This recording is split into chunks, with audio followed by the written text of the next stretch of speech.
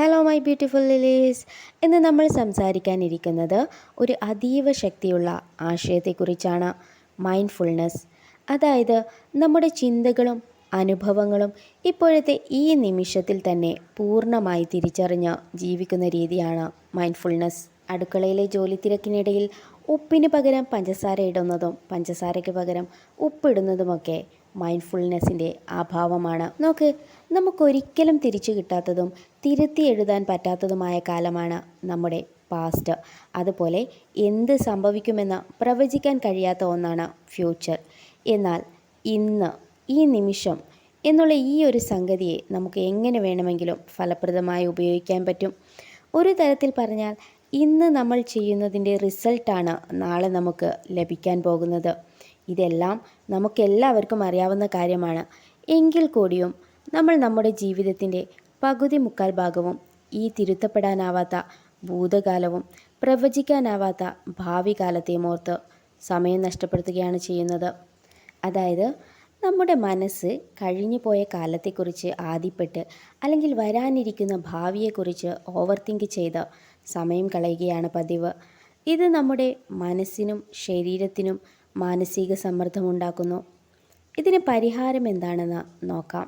Mindfulness എന്നത് ഈ ഒരു മാനസിക വൈഷമ്യത്തിൽ നിന്ന് മറികടക്കാനുള്ള ഒന്നാന്തരം ടെക്നിക്കായി നമുക്ക് ഉപയോഗിക്കാൻ പറ്റും.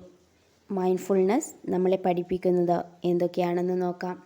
ഈ നിമിഷം നമ്മുടേതാണ്. നാം ഉള്ളത് ഇവിടെയാണ്, ഇപ്പോഴാണ്. ഇത്രമാത്രം അറിഞ്ഞാലും നമ്മുടെ ജീവിതത്തിൽ മാറ്റം കാണാനാവും. ഒരു സാധാരണ ഇളംകാറ്റിൻ്റെ തലോടൽ വരെ ശ്രദ്ധിച്ച് അനുഭവിച്ചറിയുക. ഒരു ചായയുടെ രുചിയിലും കുഞ്ഞിൻ്റെ ചിരിയിലും അകത്തേക്കെടുക്കുന്ന ശ്വാസത്തിൽ പോലും അക്ഷരാർത്ഥത്തിൽ ജീവിക്കുക.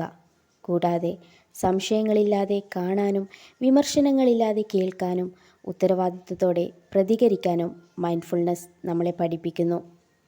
ഇനി ഇതിൻ്റെ ഗുണങ്ങൾ എന്തൊക്കെയാണെന്ന് നോക്കാം. മാനസിക സമ്മർദ്ദവും ഉത്കണ്ഠയും കുറയ്ക്കുന്നു. ശ്രദ്ധയും ഏകാഗ്രതയും മെച്ചപ്പെടുത്തുന്നു. ആത്മബോധവും ആത്മവിശ്വാസവും മെച്ചപ്പെടുത്തുന്നു. ഉറക്കം മെച്ചപ്പെടുത്തുന്നു.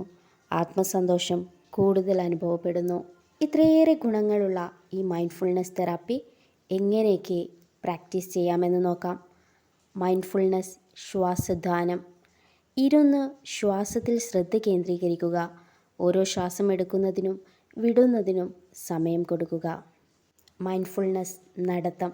നടക്കുന്ന സമയത്ത് ഓരോ കാലടിയും ശ്രദ്ധിക്കുക.